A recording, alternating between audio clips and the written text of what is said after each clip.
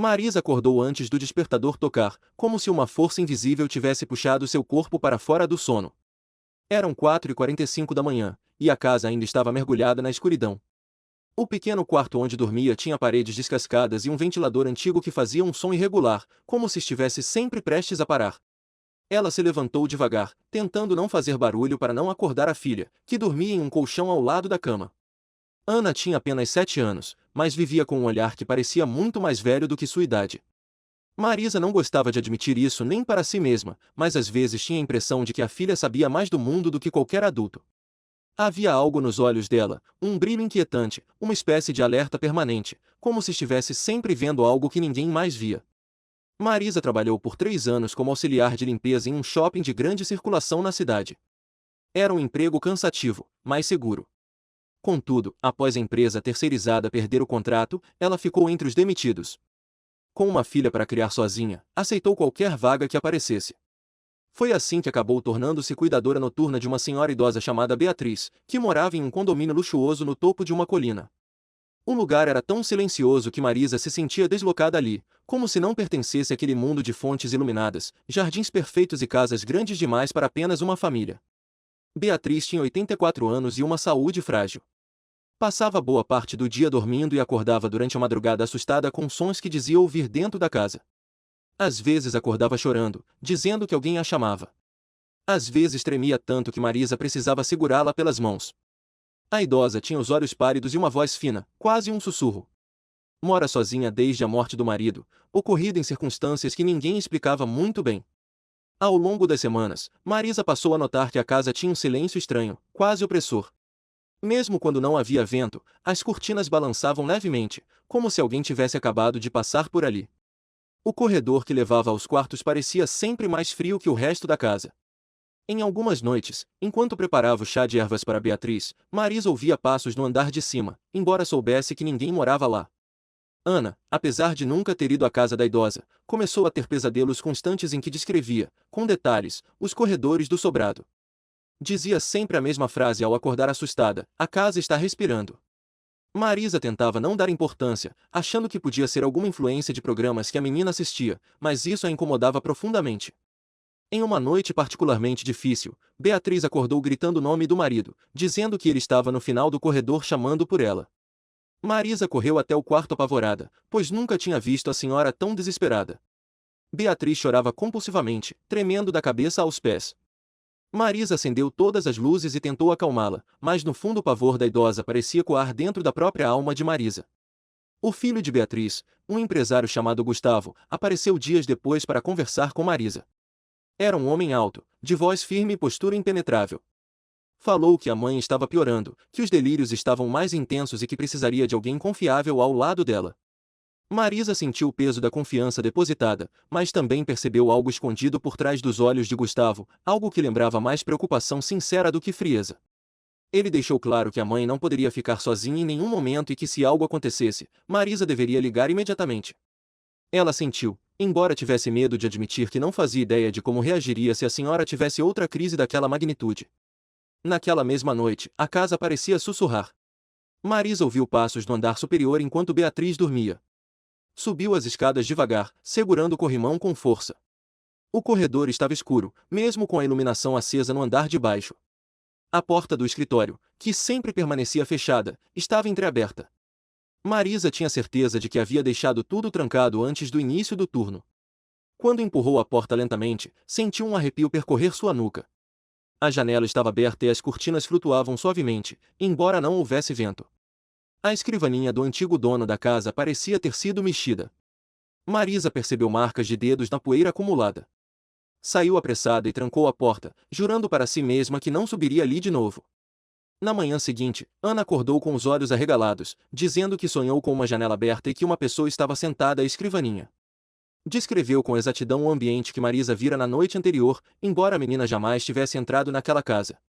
Quando Marisa perguntou como ela sabia de tudo aquilo, Ana colocou a mão no peito e disse apenas que algumas coisas chegam como se fossem lembranças que não pertencem a ela. A mãe congelou naquele momento. Começou a acreditar que talvez algo mais profundo estivesse acontecendo. Dias depois, Beatriz teve outra crise. Acordou chamando pelo marido, dizendo que ele estava no quintal, acenando para que ela o seguisse. Marisa tentou mantê-la na cama, mas a idosa insistia, dizendo que precisava ir até ele.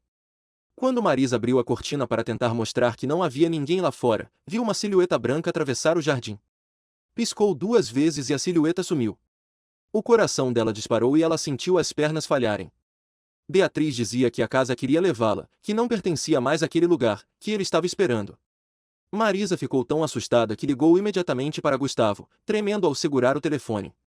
Ele chegou 20 minutos depois, ofegante, como se tivesse corrido o caminho todo. Encontrou a mãe encolhida na cama, chorando e repetindo que o marido a chamava. Gustavo olhou para Marisa com uma expressão que misturava raiva e desespero, como se ele próprio não soubesse como lidar com a situação. Disse que chamaria uma equipe médica para avaliar a mãe, mas Marisa percebeu que o que o assustava não era apenas o estado de saúde dela. Ele tinha medo da casa. Tinha medo do que acontecia dentro dela. No dia seguinte, enquanto Marisa preparava o café da manhã para Beatriz, ouviu o som de algo caindo no andar de cima. Subiu devagar e viu um porta-retrato quebrado no chão. Dentro dele, havia uma foto antiga de Beatriz e o marido, tirada na mesma casa décadas antes. Marisa se abaixou para juntar os cacos quando percebeu uma sombra se movendo ao final do corredor. A sombra parecia se afastar rapidamente, como se tivesse fugido ao ser percebida. Ela não teve coragem de seguir adiante. Desceu as escadas correndo e só parou quando chegou à sala, onde Beatriz estava sentada, olhando fixamente para a porta da cozinha. A idosa murmurou que a casa estava tentando avisá-las de algo. A partir daquele dia, tudo piorou. Ana começou a ter visões cada vez mais nítidas. Desenhava a casa com detalhes assustadores, incluindo portas que Marisa nunca havia mostrado a ela. Em um dos desenhos, havia uma figura branca à janela do escritório. Marisa sentia que estava perdendo o controle da própria realidade. Questionava-se a todo momento se aquilo era fruto de sua imaginação ou se havia realmente algo naquele lugar que ultrapassava qualquer lógica. Em uma noite particularmente silenciosa, a casa parecia estar à espera. Marisa sentiu uma inquietação no ar, como se algo estivesse prestes a acontecer. Enquanto verificava se todas as portas estavam trancadas, a campainha tocou. Olhou pelo olho mágico e não viu ninguém. Abriu a porta com hesitação, e um envelope caiu ao chão. Dentro havia uma carta escrita com caligrafia tremida. Era a letra de Beatriz. Ela pedia ajuda. Dizia que algo havia sido escondido no andar de cima. Dizia que seu marido tentará avisá-la antes de morrer. Dizia que a casa estava tentando protegê-la, mas que também guardava segredos perigosos demais para permanecerem ali. Marisa, apavorada, levou a carta a Gustavo no dia seguinte. Ele leu com o rosto rígido, os lábios apertados. Após alguns minutos de silêncio, revelou que o pai havia morrido em circunstâncias estranhas, encontrando caído próximo ao escritório, como se tivesse sofrido um acidente, embora não houvesse sinais de queda. A família nunca conseguiu entender o que realmente acontecerá. A partir daquele acontecimento, Beatriz começou a dizer que a casa guardava memórias vivas. Que ouvia passos dele todos os dias. A família achava que era apenas luto, mas Marisa sabia que havia algo mais. Naquela noite, Marisa tomou coragem e subiu até o escritório. Abriu a porta lentamente, sentindo um frio subir por suas costas. Revirou gavetas antigas, encontrou cartas do marido de Beatriz, registros de transações suspeitas, anotações sobre uma sociedade que tinha acabado mal. Uma das páginas continha um aviso: se algo acontecer comigo, não acreditem na casa. A casa mostra o que quer mostrar. Marisa sentiu um aperto no peito. Assim que terminou de ler, ouviu um estalo atrás de si. Ao virar, viu a silhueta branca parada ao lado da janela. A figura parecia olhar para ela, embora não tivesse rosto. Por um instante que pareceu eterno, Marisa não conseguiu se mover. A figura então ergueu um braço e apontou para o chão, abaixo da escrivaninha. Ela correu dali sem olhar para trás. Nos dias seguintes, Beatriz piorou subitamente. Começou a dizer que o marido estava preso na casa, que tentava protegê-la, mas que a casa não queria deixá-lo ir. Ana, por outro lado, passou a ter sonhos em que via o mesmo escritório. Desenhava sempre o mesmo símbolo no chão, um círculo com linhas cruzadas. Marisa, desesperada, levou os desenhos a Gustavo. Ele reconheceu o símbolo. Era o mesmo que aparecia repetido nas anotações antigas do pai. Dizia respeito a uma sala secreta, usada décadas atrás para guardar documentos e valores. A verdade veio à tona quando Gustavo chamou um pedreiro de confiança para inspecionar o escritório. Ao mover a escrivaninha, encontraram uma pequena porta escondida, lacrada com pregos velhos. O cheiro de mofo e poeira tomou o ambiente quando a abriram. Dentro havia caixas antigas, documentos e, para o horror de todos, o diário do pai de Gustavo. Nele, descrevia que havia descoberto atividades ilegais dentro da própria empresa e que alguém queria silenciá-lo. Dizia temer por Beatriz. Dizia que a casa reagia quando algo ruim acontecia ali dentro. Era como se o lugar tivesse uma espécie de consciência. Gustavo chorou ao ler as últimas anotações. Beatriz, no andar de baixo, começou a gritar como se estivesse sentindo tudo novamente. Quando Gustavo desceu para vê-la, encontrou a mãe totalmente lúcida pela primeira vez em semanas. Ela segurou a mão do filho e disse que finalmente podia descansar, pois a casa havia revelado o que ela guardava.